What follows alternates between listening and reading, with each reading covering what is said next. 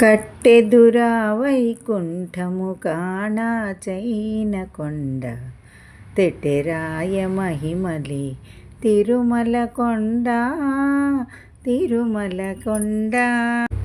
Hi friends, welcome back to my channel. నాకు తిరుమల కొండను చూసినప్పుడల్లా కూడా ఇదే భావన కలుగుతుందండి. ఎంతో అపూర్వమైన అనుభూతి కలుగుతుందన్నమాట. మేము తిరుపతి వెళ్ళామని చెప్పాను కదండి.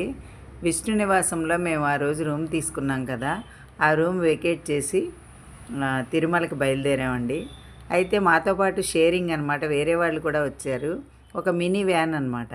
అది మాట్లాడుకుని పైకి వెళ్ళాం. వెళ్తూ ఉంటే ఆ కొండపైకి వెళ్తున్నప్పుడల్లా ఎంత మంచి అనుభూతి కలుగుతుందో అండి, నేనైతే మాటల్లో చెప్పలేను. నాకైతే ఇప్పటికీ కూడా కాలినడకన వెళ్ళడమే ఇష్టం అండి. కాలినడకన వెళ్ళి ఏడుకొండలు ఎక్కి అప్పుడు స్వామిని దర్శించుకుంటే ఎంత అద్భుతంగా ఉంటుందండి. నాకైతే అలాగే ఇష్టం. కాకపోతే అందరూ సహకరించాలి, వచ్చిన వాళ్ళు మన శరీరం కూడా సహకరించాలి కదండి. అందుకని అనమాట అందరూ వ్యాన్లో పైకి వెళ్ళిపోదామన్నారు, వెళ్ళిపోయామన్నమాట. అయినా కూడా నాకు అలాగే అనిపిస్తుందండి, అబ్బా కాలినడకన వెళ్తే ఎంత బాగుంటుంది. కొంచెం ఎంగేజ్లో ఉన్నప్పుడు తొందరగా వెళ్ళామేమో, ఇప్పుడు ఇంకో 2-3 గంటలు ఎక్స్ట్రా పడుతుంది, ఏమవుతుంది, అలా వెళ్ళొచ్చు కదా అని అనిపిస్తూ ఉంటుందన్నమాట. అయినా కొండను చూస్తుంటే ఇదే భావనతో నేను ప్రయాణం చేస్తూ ఉంటానండి. ఎప్పుడు ఇదే భావన కలుగుతూ ఉంటుంది నాకైతే. మీకేమనిపిస్తుంది చెప్పండి. అయితే మేము ఇలా వెళ్ళాం కానండి, చాలా చాలా చాలా బాగా జరిగిందండి ప్రయాణమే కానీ అన్నీ కూడా. అంటే ఇక్కడ మనకి తిరుపతిలో కానీ తిరుమలలో కానీ రూమ్స్ దొరకలేదు అనే బాధ అయితే ఏం కలగదండి. ఎందుకంటే మనకి రూమ్స్ దొరకకపోయినా లాకర్స్ ఇస్తారండి, ఫ్రీ లాకర్స్ అనమాట.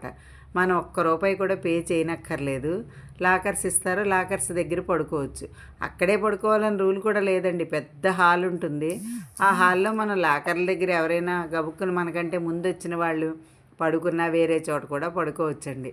ఎందుకంటే మన ప్లేసెస్ అడ్జస్ట్మెంట్ అంతే. లాకర్ తీసుకుంటే ఆ లగేజ్ అందులో పడేస్తాం, ఎటేళ్ళు వచ్చినా మనకి ఇబ్బంది ఉండదండి. అది తిరుపతిలో ఉంది, అలాగా తిరుమలలో కూడా ఉందండి. మేము కూడా తిరుపతిలో అంటే రూమ్ ఒకరోజు దొరికిందనుకోండి, తిరుమలలో రూమ్ దొరకడం చాలా కష్టం అండి. ఎందుకంటే రథసప్తమి ముందు కదా మేము వెళ్ళింది. సేవకి వెళ్ళినా అండి, మాది వారం రోజుల సేవ అయితే వాళ్ళే ఇస్తారండి సేవకులకి.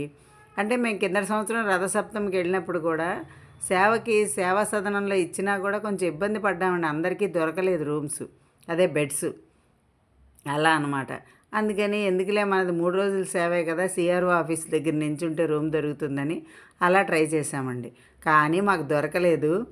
అయితే సిఆర్ఓ ఆఫీస్ దగ్గరే దిగామండి. ఇలా వెళ్ళి ఆ వ్యాన్ అబ్బాయిని సిఆర్ఓ ఆఫీస్ దగ్గర ఆపమంటే ఆపాడు. మా భారతి గారు వెళ్ళారనమాట రూమ్ కోసం. వెళ్తే అప్పటికే నిండిపోయినాయండి. కౌంటర్ క్లోజ్ చేసేసారు. మళ్ళీ తర్వాత కాసేపటికి తీస్తారా, అప్పుడు ట్రై చేసుకోండి అని చెప్పారు. ఇక ఇదంతా మనకి రిస్క్ అయిపోతుందిలే, మళ్ళీ మనం సేవకి వెళ్ళాలి కదా అని మాధవ నిలయంకి వెళ్ళామండి. మాధవ నిలయంలో మాకు బాగా అండి, గ్రౌండ్ ఫ్లోర్ అంటే గ్రౌండ్ కూడా కాదు, ఇంకా కిందకనమాట, అక్కడ దొరికిందనమాట మాకు. లాకర్స్ దొరికాయండి. 4 లాకర్స్ తీసుకున్నాము. అయితే వాళ్ళు చేపలు కూడా ప్రొవైడ్ చేస్తారండి. బాగా జనం ఉండడం వల్ల ఎక్కువ దొరకలేదు. కానీ ఇక్కడ ఇంకో ఫెసిలిటీ కూడా ఉందండి. మనకి చేపలు దొరకకపోయినా మాధవ నిలయం ముందర, అంటే ప్రతి సత్రానికి ముందర దొరుకుతాయేమో చేపలు అద్దెకి దొరుకుతాయండి. మనం అద్దెకి తీసుకోవచ్చు. ఒక ₹50 అలా అనమాట చేపలకి. అడ్వాన్స్ అయితే ఒక 200 కట్టాలండి. చేప అద్దె అయితే ₹50 మనకు ఒక రోజుకి అనమాట. వాళ్ళే ఇస్తారు. రగ్గులు కూడా ఇస్తారండి, అవి కూడా అద్దెకి దొరుకుతాయి. అంటే మనకి ఇక్కడ ఈ లాకర్ల దగ్గర వాళ్ళు చేపలు ఎక్కువ ప్రొవైడ్ చేయలేకపోతే బయట అద్దెకి తీసుకోవచ్చండి, నో ప్రాబ్లం అనమాట. అంటే కొంచెం ఇంకా అప్పటికి ఎండలు ముదరలేదు కదండి, రథసప్తమి నుంచి బాగా ఎండగా ఉంది. ఆ ముందు రోజు కూడా చల్లగానే ఉందండి. అందులో అక్కడంతా గచ్చులు అవి చల్లగా ఉంటాయి కదని మేము కూడా చేప అద్దెకి తీసుకునే ఉన్నామండి. ఇదనమాట మా తిరుపతి జర్నీ లాగనమాట అనుకోండి ఒక రకంగా. ఈ ఏడుకొండలో ఇలా జీపులో వెళుతూ వ్యాన్లో వెళుతూ మీకు చూపించిన, ఇలా జర్నీ చూపిస్తూ మీకు చూపిస్తే అలా నేను ఇవన్నీ చెప్పొచ్చు కదా అనే ఉద్దేశంతో మీకు ఈ వీడియో చూపిస్తున్నానండి. ఏడుకొండలో ఎక్కిన అనుభూతి అయితే కలుగుతుంది అందరికీ, అట్లా అనిపిస్తుంది అనమాట నాకు కూడా. ఇదిగోండి ఇలా అనమాట. ఇక్కడైతే చెకింగ్ ఉంది. మధ్యలో మనం వ్యాన్ ఎక్కిన తర్వాత ఫస్ట్లోనే చెకింగ్ ఉంటుందండి, తర్వాత లాస్ట్లో కూడా చెకింగ్ ఉంటుందన్నమాట. ఫస్ట్లో అయితే మన బ్యాగ్స్ మొత్తం అన్నీ కూడా అందులో వేసేస్తే అవన్నీ మిషన్ ద్వారా బయటకు వచ్చి అక్కడ ఒక చెకింగ్, లాస్ట్లో కూడా అండి చిన్న టోల్ గేట్ లాగా ఉంటుంది, అక్కడ కూడా చెకింగ్ ఉంటుందన్నమాట. అలా ఫస్ట్లో కొంచెం ఎక్కువగా ఉంటుంది, లాస్ట్లో తక్కువేలండి.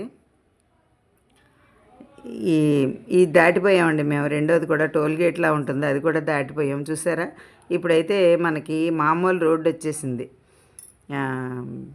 దాన్ని ఏమంటారు, ఇప్పటిదాకా కొండల్లో లోయల్లో జరిగిన జర్నీ అండి ఇక్కడికి మామూలుగా వచ్చేసాం అనమాట. పైకి వచ్చేసామండి, తిరుమల వచ్చేసాం.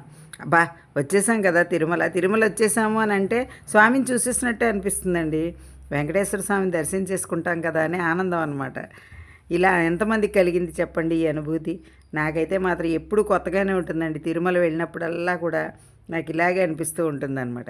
ఇన్నిసార్లు చెప్తున్నాను అనుకోకండి, ఎందుకంటే ప్రతిసారి కూడా ఒకేలా అనిపించడం అనేది ఆ స్వామి ప్రత్యేకత అండి. అక్కడికి వెళ్ళిన తర్వాత మనం చూడండి, ఎన్నో కోరికలు కోరుకుందాం, స్వామిని చూడగానే ఇది అడగాలి అది అడగాలి అనుకుని వెళ్తామేమో చాలామందిమి. అలా వెళ్ళినప్పుడండి అక్కడ వెంకటేశ్వర స్వామిని దర్శించుకోగానే ఇవన్నీ మర్చిపోతాం, ఏమీ గుర్తుండవు, ఆ దివ్యమంగళ స్వరూపమే గుర్తుంటుంది. అంత గొప్పదండి అసలు తిరుపతి అంటే. జర్నీనే గొప్ప ఆనందం అండి మనకి.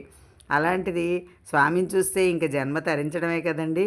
ఇదిగోండి ఇలా మేము సిఆర్ఓ ఆఫీస్ దాకా వచ్చేసామండి. ఇక్కడైతే ఎంత జనం ఉన్నారనుకున్నారు, చాలామంది ఉన్నారండి. అయినా జనంలోంచే మా భారతి గారు వెళ్ళారు రూమ్ చూస్తానని. అయితే దొరకలేదనుకోండి, జనాన్ని చూడండి, చూద్దాం. మీకు ఈ వీడియో నచ్చిందా అండి? నచ్చితే లైక్ చేయండి, షేర్ చేయండి. మరిన్ని వీడియోస్ కోసం నా ఛానల్ సబ్స్క్రైబ్ చేయండి. ఏమండి ఒక్క లైకే కదండి నేను అడుగుతున్నాను. ఎందుకంటే అండి మీరు అలా లైక్ చేస్తే మా వీడియో ఇంకో 10 మందికి వెళ్తుందండి. అందరు యూట్యూబర్స్కి ఈ మాత్రం సపోర్ట్ చేస్తారనే అనుకుంటున్నాను. Thank you.